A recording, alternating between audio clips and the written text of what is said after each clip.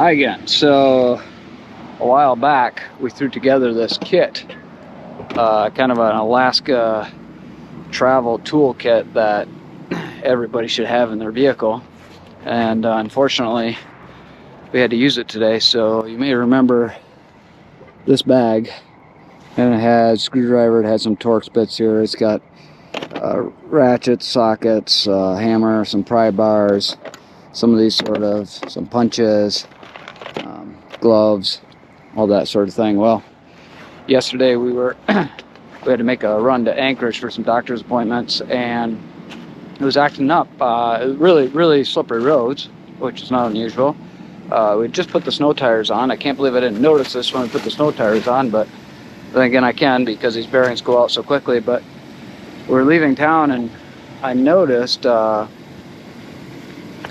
were pulling out of the parking lot. I could hear a kind of a crank and something binding, and it sounded like there was some ice around this front driver's side tire. And I went forward and reverse and turned it a couple times, and then it stopped. So away we went, and then a while later I was having some issues with the stabilization and the anti-lock brakes, which I should have known then that the anti-lock brakes, usually there's a bearing going, but I hadn't noticed anything.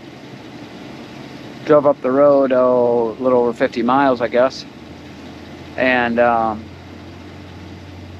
just stopped just to check things out. And when I turned, I could hear really cranking. And now, if you look at this, I've just taken the tire off, put it on, make that for safety, because I'm using this little PE jack that came with the truck, and I've got some blocking I always keep in the back, so for safety and security. And this should not move at all. Well, at least not in this direction. And you can see just how loose this is. That definitely shouldn't be loose like that. So that tells me this bearing is shot. We stopped this O'Reilly Auto Parts here, and the gentleman inside was really wonderful. I knew I was missing one tool. This is a 36 millimeter inside of here to get this nut off, and I didn't have it. They had one inside, so I was able to get that. Torx, if you recall from the previous video, you've got to have a Torx set so that you can get a few things off.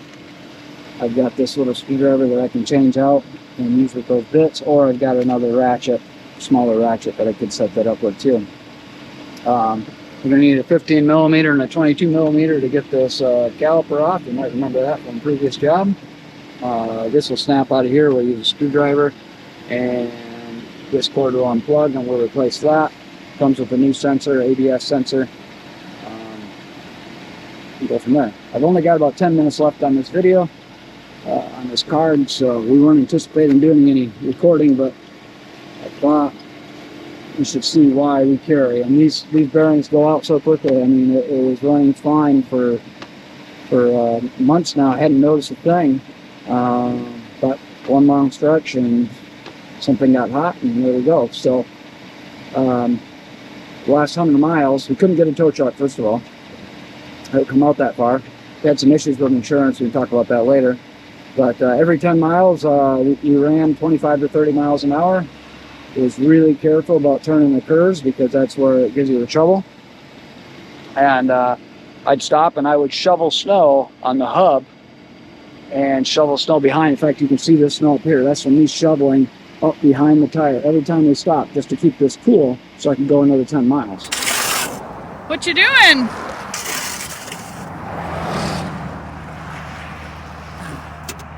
Putting the bum chiller on. Your bum chiller? We're bums living in a vehicle, at least as of last night. Wheel bearings going out. So we've been stopping every 10 miles to cool it off. And it's not too bad. See, it's melting a little bit, but. So every 10 miles I've been shoveling snow on the front and the back. And we just wait a bit and then go another 10 miles. So we got, what, 20 miles to go? Ish. And we get a new part and hopefully have enough tools to change it. And strength, because I'm afraid it's going to be rusted on and glued on. everything else.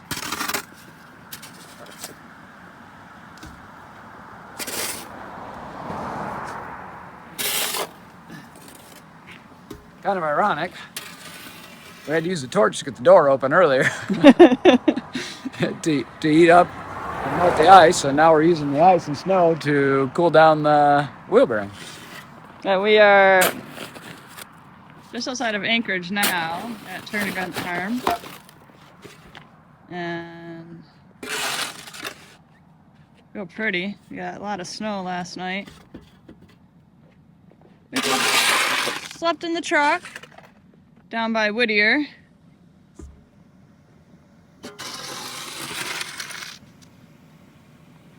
Just beware when your insurance tells you that you've got roadside assistance and towing. Know that it does very little good in Alaska because our policy, we were informed after the third person told us that it was okay and everything would be paid for towing, that Doesn't cover beyond. doesn't cover beyond 52 miles, which does you no good when you're 100 miles from anywhere. So, you sleep in the truck. Luckily, one of our stops, we found a coffee. Yeah, we found a real good coffee this morning. That always helps. And so we I don't know if it was real good, but it was real good timing after not having it served its purpose. Okay. Carry on. So, yeah, it was interesting. Pretty rough weather over on the other side of the arm. It was snowing about an inch an hour, maybe a little bit more. We slept in the truck as best we could. And, we had a solid 68 inches on top of the truck in just 6 hours, and plus the wind was blowing. But we had our sleeping bags and we're good to go. A little extra food, a little extra water, and we were just fine. So that's a day in the life. This is a usual thing. So Erin packed up some stuff and she went and did a little shopping while I'm working on this here, and it's just part of the deal. God bless her for her patience and willingness to camp out on the side of the road and deal with this sort of thing. Hey, we got great snow tires. We're safe. Now we just got to do a little bit of work, and we'll be back on the road and heading south again. So, like I said, I've got 5 minutes left on this card now. I'm going to try to finish out this job. Hopefully I have all the tools. I think I do. And switch over to the park and get rolling again. Wheel bearing replacement in O'Reilly parking lot, Anchorage, Alaska. It could be worse.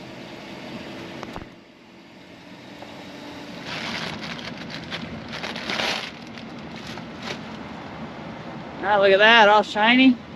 Shiny. Turns. Functional. No slop.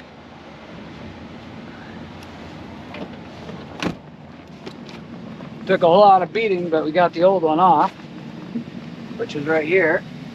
And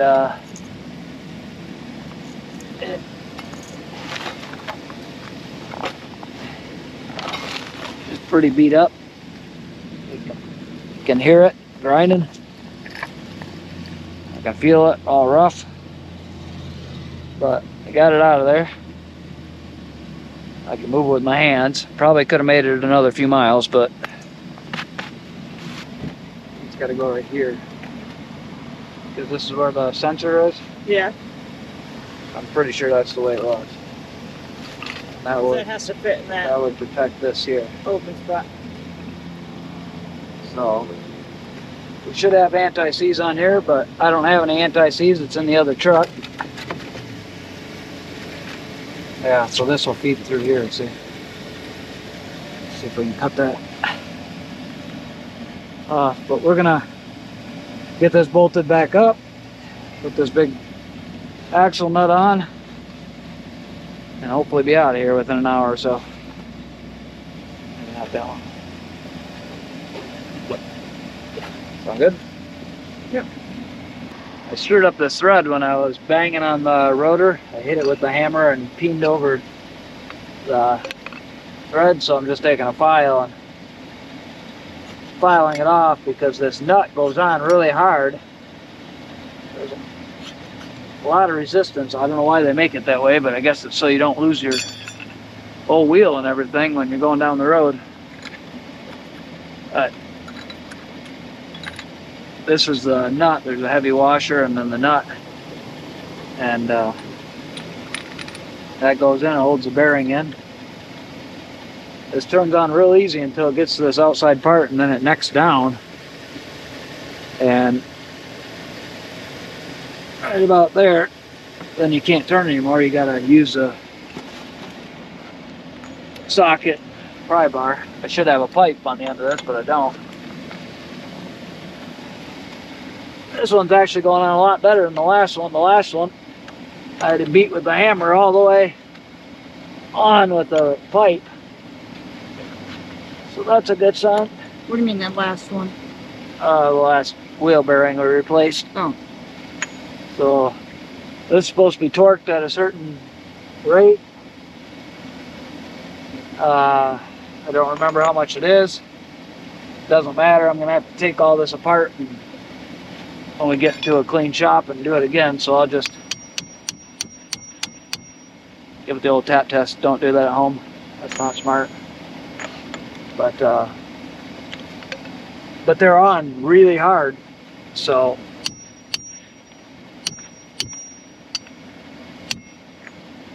I'll call that good for now until we get home. It doesn't turn freely because we have it in four-wheel drive. I locked it in four-wheel drive so it wouldn't spin on me when I was trying to take it off before. So now we'll just put the brake caliper back on.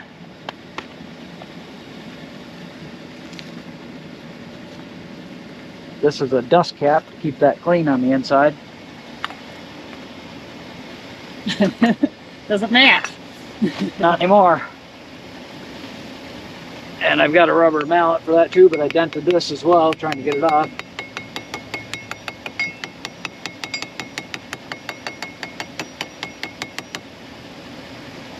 That looks good. Now, roller goes back on. Let's see. Yeah, I guess the roller goes back on. I gotta line this hole up like that. And then there's a little tiny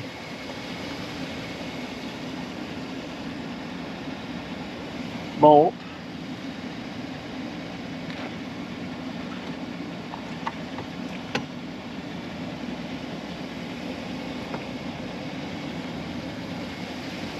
Holds that in place.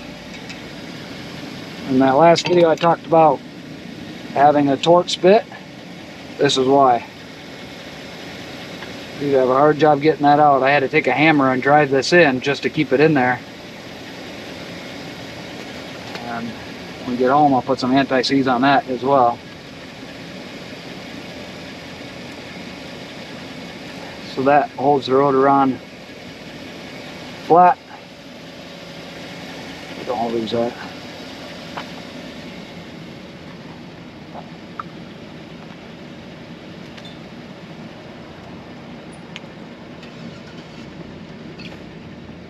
I spread the brake caliper open before, so hopefully it stays open. It does, good. Now you got two bolts to bolt the brake caliper back on.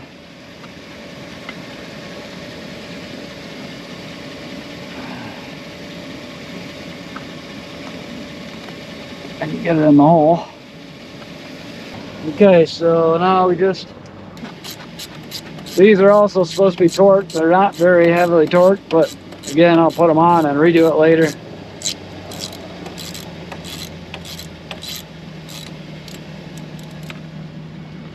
We got about 20 seconds.